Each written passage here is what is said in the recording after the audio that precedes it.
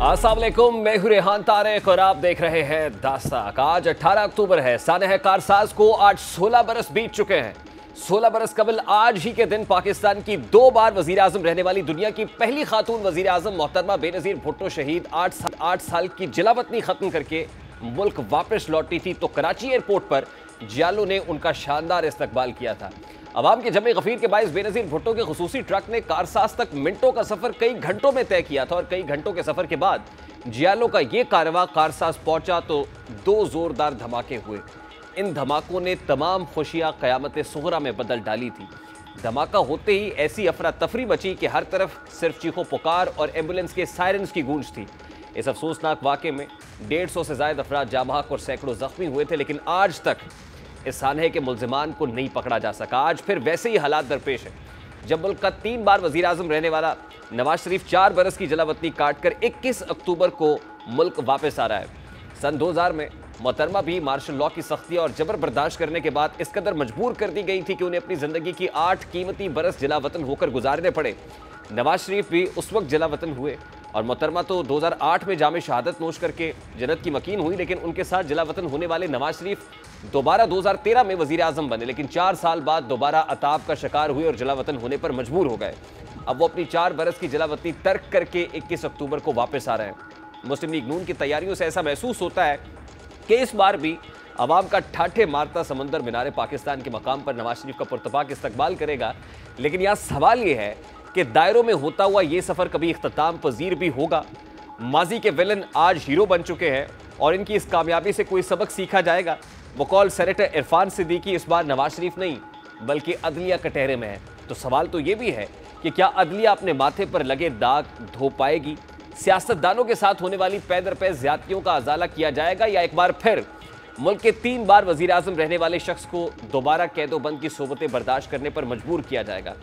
नवाज शरीफ की हालिया वापसी के बारे में बहुत रोज से चहमगोइयां हो रही थी कि वक्त की सुइयां तेज रफ्तारी से 21 अक्टूबर की जानिब बढ़ रही हैं, लेकिन मुस्लिम लीग नून की जानिब से अपने ताहयात कायद नवाज शरीफ, जिन्होंने उम्मीदें पाकिस्तान तैयारा लेकर पाकिस्तान लैंड करना है, उनको गिरफ्तारी से बचाने के लिए कोई हाथ पांव नहीं मार रहा है।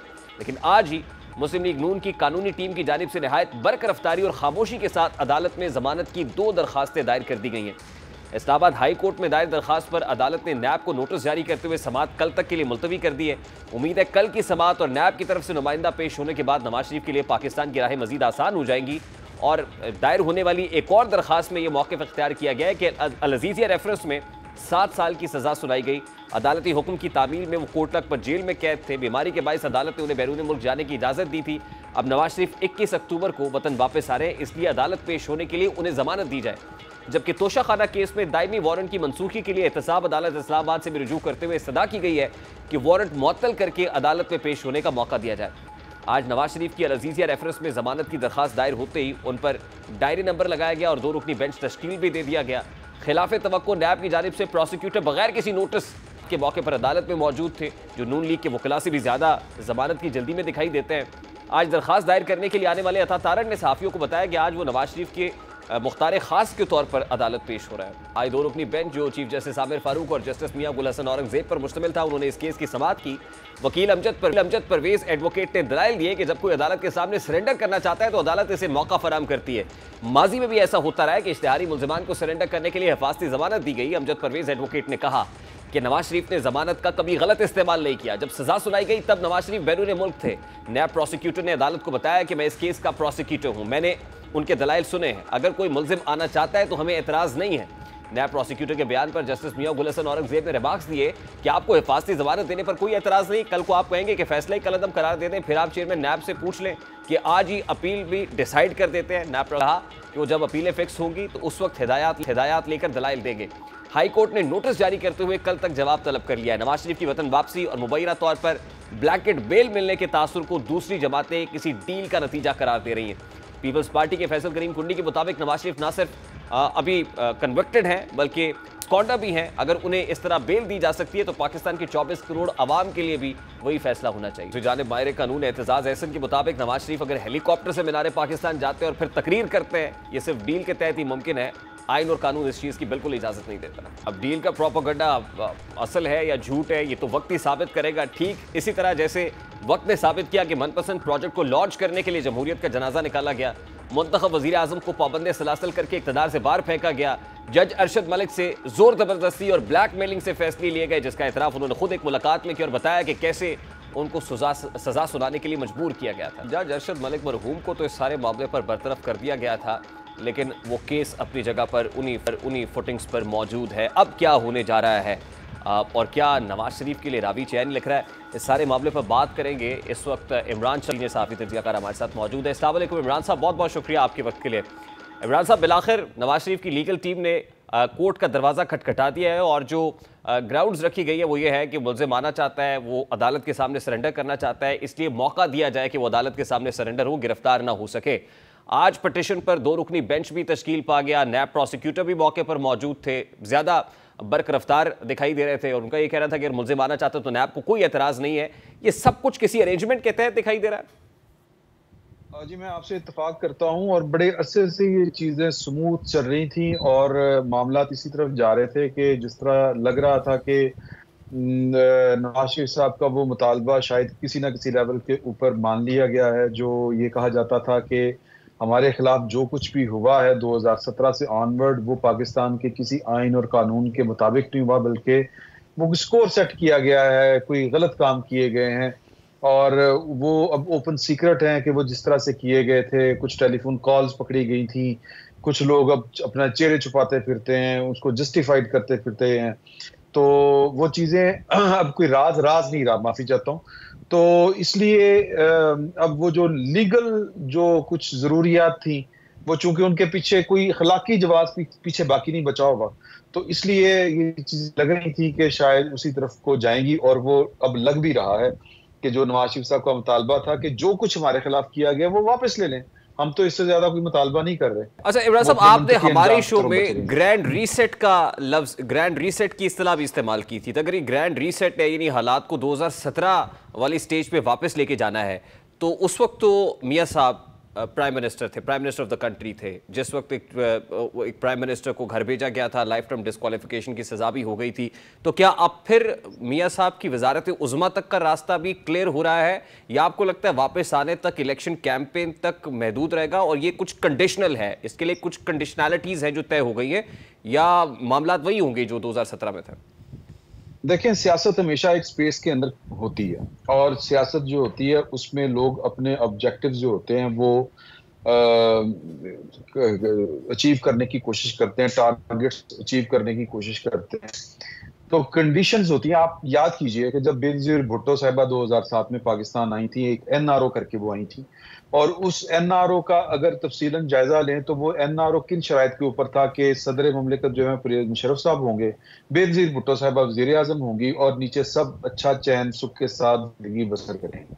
लेकिन हुआ क्या था कि बेनज़ीर भुट्टो जब दुबई से वापस आई थी, एक दफा वो पाकिस्तान आई थी, फिर दुबई गई थी, और जाहिर है कि वो किसी ना कोई सियासी कोई एजेंडा था जिसकी वजह से वो दुबई गई थी। वापस आई थी तो एयरपोर्ट के ऊपर उन्होंने एनआरओ के तहत जो मायदा हुआ था, या एनआरओ जिस मायदे की वजह से हुआ था, उससे ऐलान बरात कर दिया था। सियासत में कोई चीज हतमी नहीं होती। नवाज शरीफ साहब के साथ चीजें जो कंडीशनल हैं और होंगी, लेकिन सियासतदान ने उसके अंदर एक स्पेस क्रिएट करनी होती है और फिर उस स्पेस के अंदर उसने अपने जो टारगेट्स होते हैं वो अचीव करने होते हैं। नवाज शरीफ साहब का टारगेट एक है, वो है कि वो चौथी दफा वजीर आजम बने, और वजीर आजम चाहे एक दिन के लिए बने। ये इतलात है, मैं इतलात की बुनियाद के ऊपर कह रहा हूँ कि उसूली बात है उनकी, कि एक दफा वजीर आजम बन के वो साबित ये करना चाहते हैं कि लोगों का जो फैसला होता है वो ज्यादा अफजल होता है और आप उससे ज्यादा देर जो है वो रूगर्दानी नहीं कर सकते।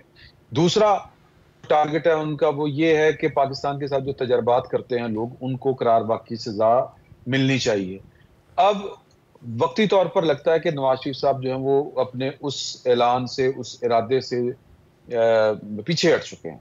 लेकिन अगेन मैं वही बात करूंगा कि सियासतदान ने लड़ाई जो है वो बगैर बंदूक के लड़नी होती है, सड़कों के ऊपर उस तरह से नहीं लड़नी होती, दस्ती नहीं लड़नी होती। उसने ये इम्कानात का खेल है और मुमकिनात को मुमकिन किया जाता है इसमें। तो मुझे लगता है कि नवाज शरीफ साहब जो हैं वो अपने टारगेट्स अचीव करने की तरफ अच्छा इमरान चल साहब, रहे हैं और आपने बढ़ रहे हैं। मोहतरमा बेनज़ीर भुट्टो शहीद की वतन वापसी की मिसाल दी, और इंटरेस्टिंगली ऐसे वक्त में आज हम डिस्कस कर रहे हैं कि जब आज 18 अक्टूबर है और 18 अक्टूबर ही साने कारसाज का दिन भी है। This was very unfortunate incident in the history of this country. अब एक बार फिर एक और लीडर वतन वापस आ रहा है। वो 7 साल खुद साख्ता जला वतनी काट के आई थी, ये 4 साल बैरून मुल्क गुजार के वापस आ रहे हैं। एक एनआरओ के तहत आई थी, आज मियाँ साहब किसी एनआरओ के तहत आ रहे हैं, डील के तहत आ रहे हैं। देखें, बज़ाहिर तो यही लग रही है ना चीजें। मैंने जिस तरह पहले गुजारिश की कि पाकिस्तान के अंदर जो पावर पॉलिटिक्स है उसके कई करैक्टर हैं, उसके कई किरदार हैं, उसमें कई अफराद हैं और कुछ मनसबदार हैं, और ना सिर्फ मकामी हैं, आलमी सतह के ऊपर भी हैं, आलमी इस्टेब्लिशमेंट भी है, और आलमी इस्टेब्लिशमेंट के अंदर बड़े सारे जो हैं वो धड़े हैं, और जिनके मफादात पाकिस्तान के साथ बराह रास्त जुड़े हैं वो डायरेक्ट प्लेयर हैं, जिनके पाकिस्तान के साथ बराह रास्त नहीं जुड़े, बिलवास्ता जुड़े हुए हैं, वो इनडायरेक्ट प्लेयर्स हैं। तो ये जो इक्तदार का जो है ना हुमा, वो एम नहीं सर पे बैठ जाता है, इसके लिए 100 जतन करने पड़ते हैं। इमरान साहब, इसके कितने इम्कानात है कि फिर मियाँ साहब जब आएंगे तो वो जो बाउंड्री ड्रॉ कर दी गई है कि आपने इस मैदान के अंदर रह के खेलना है, ये फ्रंट फुट पे निकल के या क्रीज से बाहर आके नहीं खेलेंगे आप, तो इसके कितने इम्कानात है कि वो इसकी पासदारी भी करेंगे, या आपको लगता है बड़ा मुश्किल हो जाएगा? पासदारी करेंगे। नवाज शरीफ साहब ने हमेशा पासदारी की है। नवाज शरीफ साहब ने मुआहदा करके गए थे परवेज मुशर्रफ साहब के दौर में, उस वक्त भी आलमी जो करैक्टर थे वो दरमियान में पड़े थे सादिक अल हरीरी से। साद अल हरीरी गालिबन नाम उनका था जी। तो उन्होंने वो 10 साल का जो वायदा था वो पूरा किया था। उन्होंने इंतखाबात नहीं लड़े थे, वो आते थे, पेपर देते थे, मतलब वो सारा कुछ लोगों की कंजम्पशन के लिए होता था, लेकिन जो रियासत के साथ उनका वायदा था उसको और फिर सऊदी अरब और लबनान वगैरह, और फिर जाहिर है कि सऊदी अरब उस वक्त अकेला कुछ नहीं था और भी ताकतें थी उसमें, तो उसकी उन्होंने पूरी पासदारी की थी। लेकिन जहां पर मौका मिला वहां पे उन्होंने वो गेंद को शॉट लगाई, क्रीज से बाहर निकल के लगाई, और वो परवेज मुशर्रफ के खिलाफ अगरचे अदालत का फैसला था, लेकिन अगर वफाकी हुकूमत जो है वो को बिट्रे करना चाहती, लटकाना चाहती, तो वो आर्टिकल 6 का मुकदमा उनके खिलाफ ना दर्ज करती। उन्होंने अपनी स्पेस जितनी स्पेस थी उसमें रह के वो जितना कर सकते थे उन्होंने किया। तो अब भी मैं यही गुजारिश कर रहा हूं कि अब सियासतदान सर अपना टारगेट अचीव करने की पूरी कोशिश करता है। अब वो टारगेट उसने क्या सेट किया है ये एक अलग से बहस है। तो बज़ाहिर तो नवाज शरीफ साहब जो हैं वो, अगर आप तक उनकी इतलात पहुंचे कि उनकी जो निजी महफिलें होती हैं जो पब्लिक नहीं होती, वहां पर क्या वो गुफ्तगू होती है, वो अपने करीबी लोगों के साथ क्या बातें करते हैं, वो तो पाकिस्तान के जो अमराज हैं उनका हल उनके पास है। और वो ठीक है या गलत है ये एक अलग बहस है। उनको लगता है कि इस मर्ज का इलाज ये है, अब वो उस इलाज के ऊपर कितना अमल दरामद कर पाते हैं। अच्छा इमरान साहब, मियाँ साहब के लिए इंतखाबी बंदोबस्त भी हो गया है आपकी मालूमात की इतलात के मुताबिक? देखें, ये फिर वही है, ये बात उसी तरह की है कि अब पता नहीं अरेंजमेंट क्या है। मैं उनको आपको बता रहा हूं कि वो चाहते क्या हैं। वो चाहते ये हैं रिपोर्टेडली कि वो चौथी बार भी वजीर आजम बने, चाहे 1 घंटे के लिए बने, इधर वो दस्तूर का हल्फ उठाएं और उधर जाके रिजाइन कर दें, चाहे एक घंटे 1 दिन के लिए। अच्छा, लेकिन ये काम क्या वाकई इतना आसान है? मेरा नहीं ख्याल कि ये काम इतना आसान है, क्योंकि हमें नहीं पता कि वो कौन सी कंडीशंस हैं, वो कौन से मामला हैं, ब्लैक एंड वाइट में नहीं पता। यहाँ पर तज्जिए हो रहे हैं, थोड़े से अंदाजे लगाए जा रहे हैं कि ये बात हो सकती है, कुछ इंफॉर्मेशन होती है, उसके ऊपर ज्यादा बेस जो होती है वो तज्जिए की होती है। तो इस तरह की इतलात है, जो मामला उनके साथ तय हैं वो एक खास लिमिट तक होंगे, इससे ज्यादा बहुत खुला मैदान नहीं होगा, मुझे ये लगता है। अच्छा, lastly and very quickly, chairman PTI की पॉलिटिकल फॉर्चून के लिए जो ग्रैंड डायलॉग की कोशिशें की जा रही हैं, क्या आपको वो नतीजा खेस होती हुई नजर आ रही है एटलीस्ट इंतखाबात से पहले? जी, हो सकती हैं। मैं आपको एक बात बताऊं कि पाकिस्तान की जो इस वक्त की पॉलिटिकल क्लास है उसने माजी में वो गलतियां की हुई हैं कमोबेश, यानी 19-20 के फर्क के साथ, जो इमरान खान साहब ने की 9 मई का अगर आप एपिसोड जो है वो उसमें से निकाल दें, तो इमरान खान साहब ने ऑलमोस्ट वही गलतियां की हैं जो नवाज शरीफ साहब किया करते थे, जो बेनजीर भुट्टो साहबा किया करती थी, माजी करीब में भी हुई। मेमो गेट के ऊपर नवाज शरीफ साहब ने जो किया था वो किसी को भूलना नहीं चाहिए। फिर जो बलूचिस्तान असम्बली या बलूचिस्तान हुकूमत के मामले के ऊपर जरदारी साहब ने किया था, ये भी किसी को नहीं भूलना चाहिए, ये भी याद रहना चाहिए। तो इमरान खान साहब ने कोई बहुत ज्यादा अनहोनी हरकत नहीं की, तो उनको, अगर मेरा ख्याल है कि उनको भी मौका मिलना चाहिए, लेकिन अब उसी सूरत में डिस्पाइट द जब वो फैक्ट कि इसको उन्होंने दिल 9 से मई दिल इंसिडेंट से किया मानते है, हो। 9 मई आने के हाँ, बावजूद आप ये समझते हैं कि वो गैर मामूली हरकत नहीं हुई? नहीं नहीं, मैं ये नहीं कह रहा कि वो, मैंने कहा कि उसको निकाल के उसको अलहदा कर दें, बाकी ठीक जो सियासी उनकी गलतियां हैं, ठीक मैं सियासत की बात कर रहा हूँ, जो ठीक। सियासी गलतियां हैं वो तो इन सब ने भी की हुई हैं। तो अगर बस उसके ऊपर जाएं तो फिर तो सियासतदानों तो कम से कम एक दूसरे का साथ देना चाहिए, बैठ के बात करनी चाहिए। इमरान खान साहब के मामला तो फिर वही बात वे है कि वो कहते थे कि मैं इनके साथ नहीं बैठूंगा। अगर वो अब इनके साथ बैठने के लिए तैयार हैं तो फिर किसी को दीवार के साथ लगाने का कोई फायदा नहीं है, मेरा ख्याल है कि करनी। बहुत बहुत शुक्रिया इमरान शफकत साहब आपके वक्त के लिए। अगर नवाज शरीफ के साथ सब कुछ अरेंजमेंट के तहत है तो क्या चेयरमैन पीटीआई के साथ भी कोई अरेंजमेंट तय पा सकता है? ये बड़ा इंपॉर्टेंट मामला है। और फिर नवाज शरीफ की वापसी का जो पॉलिटिकल डायमेंशन है वो तो डिस्कस की, इसका लीगल डायमेंशन भी है। जाहिर है अभी केस कल सुना जाना है, उसमें इसके मजीद जो लीगल एस्पेक्ट्स है वो क्या है, कि कोई रुकावट आ सकती है। साबिक वज़ीर आज़म और लीगी कायद मियां नवाज शरीफ की वापसी को लेकर कल इस्लामाबाद हाई कोर्ट में हम समाअत होने जा रही है। इस समाअत के लीगल पहलू पर बात करने के लिए इस वक्त chairman executive committee Pakistan bar council Hasan ज़ा पाशा साहब हमारे साथ मौजूद हैं। अस्सलाम वालेकुम पाशा साहब, बहुत बहुत शुक्रिया आपके वक्त के लिए। पाशा साहब, लीगल टीम की तरफ से कोर्ट में जो प्ली ली गई है वो ये है कि मुलजिम आना चाहते हैं, सरेंडर करना चाहते हैं, तब तक उनको प्रोटेक्टिव बेल दी जाए। अब कहा यह जा रहा है कि वो 21 अक्टूबर को इस्लामाबाद में लैंड करेंगे। 21 अक्टूबर को इस्लामाबाद आते हैं तो इस्लामाबाद हाई कोर्ट तो अवेलेबल नहीं होगी, वो तो छुट्टी का रोज़ होता है। तो फिर उस रोज़ क्या होगा? यानी अगर 21 अक्टूबर को ही आना है और इस अरेंजमेंट के तहत आना है कि 21 अक्टूबर इसलिए कि इस्लामाबाद हाई कोर्ट में आ सके, तो फिर क्या Islamabad high court specially open होगी?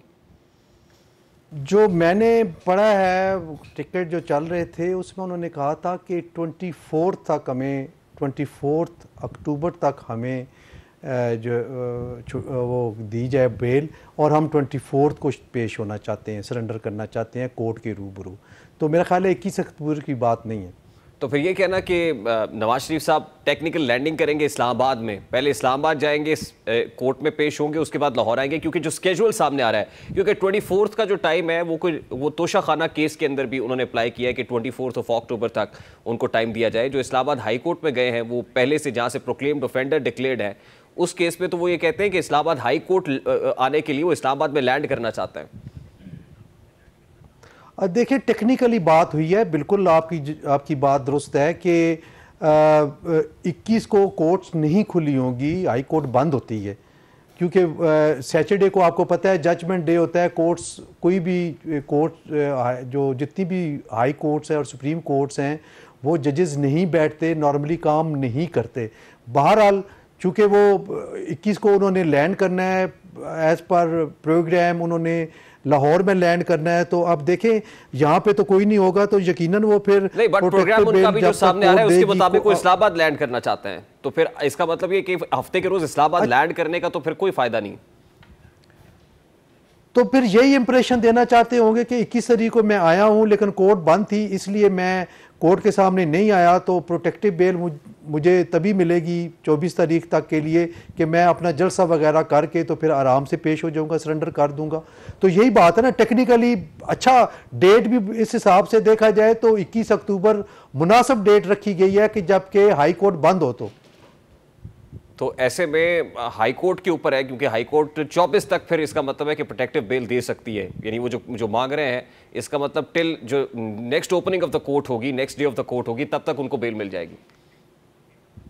मेरा ख्याल है next opening of the court 23 है, मंडे को, तो मंडे तक की जो प्रोटेक्टिव बेल है फिर उनको मिल जाएगी। अच्छा, मुझे ये बताइएगा सर कि जो आज लीगल टीम की तरफ से अदालती नज़ायर रखे गए हैं, जैसे आसमा अरबाब केस का जिक्र किया गया, तो उसमें कोर्ट ने यही कहा कि उसमें तो इस्तगासा की मौजूदगी में ये हुआ, तो ज़ाहिर है इसमें तो नैब है, और नैब के प्रोसिक्यूटर ने जब ये कह दिया कि हमें एतराज़ कोई नहीं है, तो यहाँ पे तो फिर बिल्कुल सीधा साधा मामला है। कल अदालत रिज्यूम होगी, नैब का मौक़िफ़ सुना जाएगा और उसके बाद कोर्ट ये इंटरिम रिलीफ ग्रांट कर देगी। मैं एक अर्ज़ करूं कि जो आसमा आलमगीर का केस है वो भी नैब का ही केस है, और वो बाहर थी, तो उन्होंने ये प्रोटेक्टिव बेल इन ग्राउंड्स पे करवाई कि उनको हरास ना किया जाए, वो आके तो इंक्वायरी ज्वाइन करना चाहती हैं। ये डिस्टिंक्शन है। वो एक इंक्वायरी में शामिल होने के लिए अपने आप को सरेंडर कर रही थी, और ये है कन्विक्शन है, और ऑलरेडी कन्विक्शन हो चुकी है। तो बड़ा फ़र्क है इसमें। मैं नहीं समझता कि इस हवाले से अगर देखा जाए कि इंक्वायरी में जस्ट पेश होना और कन्विक्शन के दौरान चले जाना और फिर आना और प्रोटेक्टिव बेल, ये आपस में ये डिफ्रेंशिएट है दोनों, तो प्रोटेक्टिव तजाद है दोनों में। तो इसका मतलब है कि वो फिर जो जजमेंट का हवाला दिया जा रहा है वो तो को बहुत ज्यादा कॉमन नहीं है इसके साथ, या कोई रिजेम्बलेंस इसमें नहीं दिखाई देती। एक पॉइंट की हद तक कॉमन है, वो है एब्सकॉन्शन की हद तक, जिसको एब्सकॉन्डर कहा जाता है। उस हवाले से है कि एब्सकॉन्डर्स को भी प्रोटेक्टिव बेल इस तरह मिल जाती है, चूँकि वो भी एब्सकॉन्डर थे। इसके अलावा मुतअद्दिद केसेस हैं, काफ़ी सारी, मसलन वो ये शर्जील मेमन वाला केस है, और इसाक डार वाला, इस तरह और भी काफ़ी सारे केस हैं जो कि एब्सकॉन्डर थे और उन्होंने प्रोटेक्टिव बेल सीख की और उनको प्रोटेक्टिव बेल मिली, और जब तक जिस डेट को उन्होंने पेश होना था वो फिर अदालत के रूबरू पेश भी हुए। लेकिन ये सिर्फ टू दी एक्सटेंट ऑफ एब्सकॉन्शन है, लेकिन सज़ा की सूरत में ये फर्स्ट इंप्रेशन केस है। ऐसी कोई नज़ीर नहीं मिल रही कि जिसकी सज़ा हुई हो उसको बाहर जाने दिया गया हो, और फिर ऐसी नज़ीर भी नहीं मिल रही कि जिसको सज़ा हो गई हो उसकी मौजूदगी में उसको फिर वापस आने दिया गया हो। एक केस है ऐसा जिसमें मोहतरमा बेनज़ीर भुट्टो शहीद उनको कन्विक्शन हुई, वो जिस केस में मलक कयूम साहब और वो जिनकी ऑडियो लीक्स पकड़ी गई थी, तो उनकी एब्सेंस में हुई थी सज़ा। इस केस में इनकी मौजूदगी में सज़ा हुई थी, और जब उनकी एब्सेंस में सज़ा हुई थी मोहतरमा बेनज़ीर भुट्टो शहीद को, तो उसमें लतीफ़ खोसा साहब खुद पेश हुए थे ऑन बिहाफ ऑफ मोहतरमा, और उन्होंने अपील फाइल की थी, तो वो एंटरटेन हुई थी, वो वाहिद अपील है। इसके अलावा और ऐसी कोई नज़ीर नहीं है। नहीं, लेकिन यहाँ पे तो ट्रायल इन एब्सेंशिया का मामला भी नहीं है सर।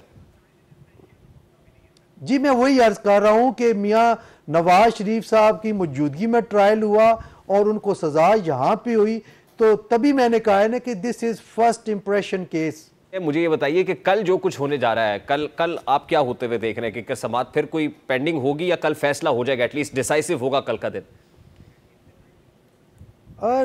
मेरा ख्याल है कि जितनी उजलत में ये सारा काम हो रहा है डिसाइसिव ही होगा, क्योंकि आपने देखा है कि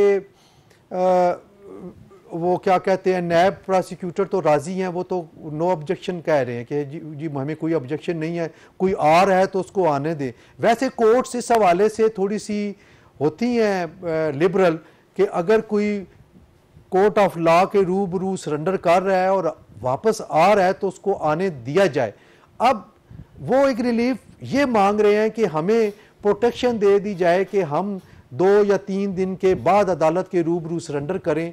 तो वो चूँकि आपको एक और चीज़ भी आपकी नज़र से गुजरी होगी कि जो ट्रायल कोर्ट है, जो नैब की ट्रायल कोर्ट है, उसमें उन्होंने परपेचुअल वारंट्स उनकी सस्पेंशन के लिए सेपरेट एप्लीकेशन फाइल कर दी है, जो कि पेंडिंग है, उस पर अभी फैसला आना बकाया है। अगर उस पर फैसला आ जाता है तो फिर इनके लिए मैदान साफ है। तो जस्टिस मियां गुल हसन औरंगजेब ने तो आज ये भी कहा कि नैब तो कल ये भी कहेगी कि अपील भी आज ही सुन ले, तो फिर अपील भी आज ही सुन लेते हैं।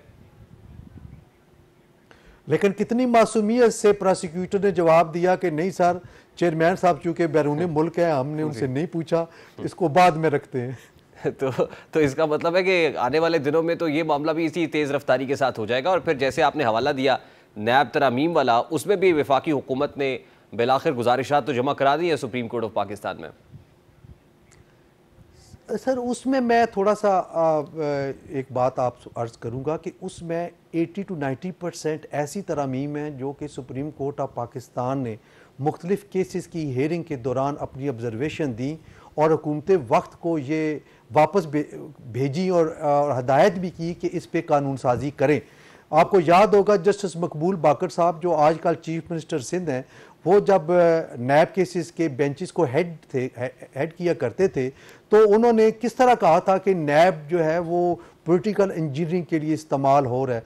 तो मैं समझता हूँ कि ऐसी कुछ अमेंडमेंट हैं कि जो वाकई वो बहुत अच्छी थी। हाँ, एक चीज़ जो है हुकूमत से गलत हुई है कि जब 50 करोड़ से कम के केस मालियत के जो केसेस हैं वो जब नैब की कोर्ट से फारग हुए तो उसका मतलब क्लीन चिट नहीं था। उसका मतलब ये था कि वो जो मुतलका अदालतें हैं, FIA की कोर्ट्स हैं या एंटी करप्शन की हैं, वहाँ पे उनको चालान भेजने चाहिए थे, जो कि उन्होंने नहीं भेजे। इस पे बात हो सकती है। ठीक, बहुत बहुत शुक्रिया हसन रजा पाशा साहब, chairman executive committee Pakistan bar council, हमारे साथ मौजूद थे। एक तरफ मियां नवाज शरीफ के लिए राय आसान हो रही है, दूसरी तरफ चेयरमैन PTI के लिए मुश्किलात बढ़ती चली जा रही हैं। जिस तरह पुरानी कहानियों में बादशाह की जान तोते में कैद होती थी, उसी तरह हमारे अक्सर सियासी पार्टीज के सरबराहान और वज़राए आज़म के अहम राज उनके प्रिंसिपल सेक्रेटरीज के पास होते हैं। चेयरमैन PTI के भी बहुत से राज उनके प्रिंसिपल सेक्रेटरी आजम खान के पास थे, जो अब उनके खिलाफ वादा माफ गवाह बन चुके हैं। लेकिन साइफर केस में उनकी गवाही के बाद कल एक और अहम गवाही सामने आई है। ये गवाही पाकिस्तान के साबिक सफीर असद मजीद ने 161 का बयान रिकॉर्ड करा दिया है। और इस बयान के कंटेंट्स को देखा जाए तो इसके मुताबिक असद मजीद ने अपने बयान में कहा है कि मेरे साइफर में धमकी और साजिश का लफ्ज़ सिरे से मौजूद नहीं था। साजिश और धमकी जैसे मानी यहाँ की सियासी क़यादत ने खुद अखज़ किए थे। उन्होंने कहा कि चेयरमैन तहरीक इंसाफ के साइफर मामले ने पाकिस्तान की कम्युनिकेशन सिस्टम को काफ़ी डैमेज किया है। मैंने अपनी मिस्टर डोनाल्ड लू के साथ मुलाकात का अहवाल साइफर के ज़रिए मामूल के मुताबिक रिपोर्ट किया। ये एक सादा और मामूल की ख़तो किताबत थी। उनका कहना था कि मैं पाकिस्तान की फ़ॉरेन सर्विस के ग्रेड 22 का अफसर था और मैंने दिसंबर 2022 से अपने रिटायरमेंट की तक वजारत ख़ारजा उमूर पाकिस्तान इस्लामाबाद में सेक्रेटरी ख़ारजा के तौर पर खिदमत अंजाम दी। और इस पोस्टिंग से पहले मैं जनवरी 2019 से मार्च 2022 तक अमेरिका में पाकिस्तान का सफ़ीर था। मैंने तकरीबन 7 मार्च 2022 को अमरीकी महकमा ख़ारजा के तहत असिस्टेंट सेक्रेटरी बनाए जनूबी और वस्ती एशियाई उमूर मिस्टर डोनाल्ड लू को मदऊ किया। और ये पहले से तयशुदा लंच पर मुलाकात थी, जिसकी मेज़बानी मैंने वाशिंगटन में पाकिस्तान हाउस में अमरीकी टीम के साथ की थी। और फिर तकरीबन 12:30 पर ये मुलाकात तय थी। ये 1.5 घंटा तक जारी रही। इस लंच के मदऊ शुरका का assistant secretary of state mister Donald Lu के हमरा deputy assistant secretary of state Leslie Viguerie थे। और असद मजीद के इस बयान के मुताबिक हमारी तरफ से मैं खुद था, defence brigadier Numan Awan, deputy chief of mission Naveed Bukhari और काउंसिलर पॉलिटिकल कासिम मोहिउद्दीन भी मौजूद थे। और दोनों फरीकैन को इस बात का इल्म था कि बातचीत को मिनट किया जा रहा है। साबिक सफ़ीर के बयान के मुताबिक मैंने दोपहर के खाने के दौरान होने वाली मज़कूरा गुफ्तगू को दुरुस्त तरीके से इस्लामाबाद को साइफर टेलीग्राम में रिपोर्ट किया। और साइफर भेजना बैरून मुल्क सफारती मिशन का मामूल है। खुफिया साइफर टेलीग्राम में ख़तरा या साजिश के अल्फाज का कोई हवाला नहीं था और ना ही मैंने किसी साजिश के वजूद के बारे में कोई तजवीज़ पेश की थी। अब जो कुछ हुआ वो इस्लामाबाद में हुआ। इस्लामाबाद में प्राइम मिनिस्टर ऑफिस था, प्राइम मिनिस्टर ऑफिस में उनके प्रिंसिपल सेक्रेटरी थे। यकीनन फॉरेन मिनिस्टर के साथ भी डिस्कस तो हुआ होगा, क्योंकि ऑफिस तक ये मामला पहुंचा, फॉरेन मिनिस्टर को रिपोर्ट हुआ, प्राइम मिनिस्टर तक पहुंचा। उसके बाद पै दर पे बहुत सारी ऑडियोज़ आई जिसमें ये कहा गया कि हमने इस मामले पर खेलना है। अब एक तरफ साइफर केस लगा हुआ है, 23 अक्टूबर तक समाअत मुलतवी है, फ़र्द जुर्म आयद की जानी है। दूसरी तरफ ये इंपॉर्टेंट 161 का स्टेटमेंट भी है, ये मुश्किल खड़ी कर सकता है। नाहली के ख़ात्मे के लिए कोशिशें तो हो रही हैं, पॉलिटिकल प्लेयर्स भी कर रहे हैं, प्रेसिडेंट से भी कल मुलाकातें कुछ लोगों ने की हैं और कोशिश की जा रही है कि किसी तरह बीच बचाव का रास्ता इख्तियार किया जाए और किसी तरह गेम में वापस PTI और चेयरमैन PTI को लाया जाए। लेकिन दिखाई ये दे रहा है कि अब वो एक बंद गली में है और इस बंद गली से निकलने का रास्ता कोई नहीं है। ब्रेक लेते हैं, ब्रेक के बाद वापस आएंगे। और सितम ज़रीफ़ी तो ये है कि इस वक्त असल बंद गली में फ़लस्तीनी है और फ़लस्तीनी इस बंद गली में अपने आप को तन्हा महसूस कर रहे हैं, निकालने वाला भी कोई नहीं है। पहाड़ टूट रहे हैं इस वक्त, सितम के पहाड़ जो फ़लस्तीनियों पर मज़ालिम ढाए जा रहे हैं। ये गज़ा के मनाज़िर हैं। इसराइल की जानिब से मुसलसल फ़लस्तीनियों की नस्ल कुशी और जंगी जराइम का सिलसिला जारी है। सालों से नाकाबंदी का शिकार गज़ा में पहले ही सेहत की सहूलियात कम है और हालिया जंग और सख्त तरीन नाकाबंदी ने मरीजों की मुश्किलात और बढ़ा दी हैं। अस्पतालों में अद्वियात की शदीद किल्लत है। बिजली ना होने के बायस मुतादिद अस्पतालों में ऑपरेशन थिएटर्स गैर फ़ाल हैं। लाखों फ़लस्तीनी बेघर हैं, अस्पतालों में पनाह लेने पर मजबूर है, लेकिन इसराइली जंगी जराइम का इर्तकाब करने से भी कभी भी हिचकिचाता नहीं है। इसराइली तैयारों ने कल शब गज़ा के एक अस्पताल पर उस वक्त हमला किया जब वहाँ हज़ारों की तादाद में मरीज़ और बेघर होने वाले अफराद मौजूद थे। इस डेडलीस्ट अटैक से अब तक 800 से ज़ायद अफराद शहीद हो चुके हैं, जबकि हज़ारों की तादाद में अफराद ज़ख्मी हैं। इस हमले के फौरी बाद नेतन्याहू के एक मुआविन हनानिया नफ्ताली ने सोशल मीडिया पर एक पोस्ट की थी जिसमें अस्पताल में होने वाले हमले को इसराइली फ़ज़ाइया से मंसूब किया गया था, लेकिन बाद में ये पोस्ट फौरी तौर पर डिलीट कर दी गई और एक पोस्ट करते हुए हमले का इल्ज़ाम हमास और अल जिहाद तंजीम पर आयद किया गया। इसके अलावा इसराइली तर्जुमान ने अस्पताल पर हमले की जिम्मेदारी कबूल करने से इनकार किया और कहा कि अस्पताल गजा के अंदर से ही दागे जाने वाले एक नाकाम रॉकेट हमले का निशाना बना है। इतने इंटेंसिफाइड किस्म के अटैक और टारगेटेड अटैक से सवालात तो बहुत सारे हैं, और फिर इसका इल्ज़ाम खुद ही उनके ऊपर जो विक्टिम्स हैं उनके ऊपर धर देना, ये भी खासा मुज़क्का खेज़ है। इसराइल के इस बयान के फौरी बाद ही फ़लस्तीन ग्रुप इस्लामी जिहाद ने इसराइली फ़ौज के इल्ज़ामात को झूठ पर मबनी करार दिया कि वो गजा में अस्पताल पर हमले के ज़िम्मेदार हैं, और बताया कि इसराइल की बमबारी के खतरे के पेश नज़र अस्पताल को खाली करने का हुक्म दिया गया था। ये इसराइली फ़ौज के तैयारे से गिराया गया बम था जिसकी वजह से ये सानहा पेश आया, और इसराइल के दावे और इस्लामी जिहाद तंजीम के बयान के बाद बहुत से संगीन सवालात खड़े होते हैं। सवाल यह कि अगर ये फ़लस्तीन की जानिब से फायर किए गए रॉकेट हमले के नतीजे में तबाही हुई है तो मलबा या रॉकेट के टुकड़े किसी और जगह क्यों नहीं गिरे, सिर्फ अस्पताल पर ही कैसे गिरे? रॉकेट के मलबे के आफ्टर शॉक्स भी होते हैं, ये आफ्टर शॉक्स क्यों नहीं है? मलबा एक जगह की बजाय मुख्तलिफ जगहों पर गिरता है, इस बार ऐसा क्यों नहीं हुआ? दुनिया भर में ऐसे सवालात उठाए जा रहे हैं। रूसी वजारत खारजा ने इसराइल की जानिब से गजा के अस्पताल पर हमले और इसके नतीजे में हलाकतों को गैर इंसानी फेल और जुर्म करार देते हुए कहा है कि अगर इसराइल इस हमले में मुलव्विस नहीं है तो इसकी सेटेलाइट तस्वीर लाजमी जारी करे। रूसी वजारत खारजा के तर्जुमान का कहना था कि इसराइल के अस्पताल पर हमले को हम लाजमी तौर पर मुजरिमाना फेल के तौर पर देखते हैं और यह इंतहाई गैर इंसानी अमल है। अक़वाम मुत्तहिदा के सेक्रेटरी जनरल एंटोनियो गुतेरेस ने कहा है कि वो गजा के अस्पताल पर हमले में सैकड़ों अफराद की अमवात के बाद दहशत ज़दा हैं। मैं इस हमले की पुरजोर मजम्मत करता हूँ। आलमी कानून के तहत जंग में अस्पताल और तिब्बी इमदाद फराम करने वालों को तहफ़्फ़ुज़। दूसरी जानिब अस्पताल पर हमले के खिलाफ फ़लस्तीनी सदर महमूद अब्बास ने 3 रोज़ा सोग का ऐलान किया है। महमूद अब्बास ने फ़लस्तीनियों के कत्लेआम के खिलाफ परचम भी सरनगू रखने का ऐलान किया है। फ़लस्तीनी अथॉरिटी का कहना है कि गजा में जो कुछ हो रहा है वो नस्ल कुशी है। आलमी बरादरी फ़लस्तीनियों का कत्लेआम रुकवाए, खामोशी अब काबिल कबूल नहीं है। पाकिस्तान समेत पूरी दुनिया में इस हमले की मजम्मत की जा रही है। अमरीका जिसने इस जंग को हवा देने में सबसे घिनौना किरदार अदा किया, वो भी किसी सूरत अस्पताल पर हमले के बाद इसराइल की हमायत से थोड़ा पीछे हटता दिखाई नहीं दे रहा। और अमरीकी सदर जो बाइडन ने गजा पर इसराइली हमले के नतीजे में होने वाले जानी नुकसान पर अफसोस का इजहार किया है। अमरीकी सदर ने कहा कि गजा में अस्पताल पर हमले और हौलनाक जानी नुकसान पर गमज़दा हूं, लेकिन इसराइल के दौरे पर पहुंचते अमरीकी सदर ने एकदम से पलटा खाया और अपना बयान बदल डाला।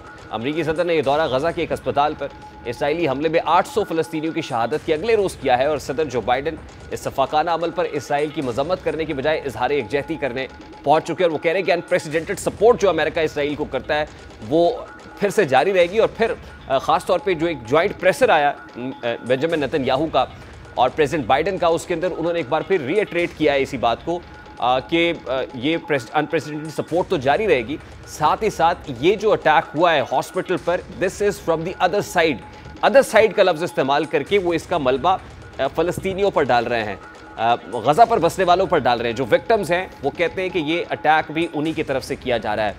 अब सुपर पावर की तरफ से इस तरह के स्टेटमेंट्स आना और फिर उनका ये कहना कि ज्यूइश लैंड को प्रोटेक्ट करने के लिए वो उनके साथ कांधे से कांधा मिलाकर खड़े रहेंगे, हैंड्स इन हैंड्स एफर्ट करते रहेंगे, ये खासी मानी खेज़ है। क्योंकि एक तरफ रशिया है, चाइना है, अक़वाम मुत्तहिदा है, इस्लामी ममालिक हैं जो मुसलसल सीज़ फायर का मुतालबा कर रहे हैं कि फौरी तौर पर जंग बंदी की जाए।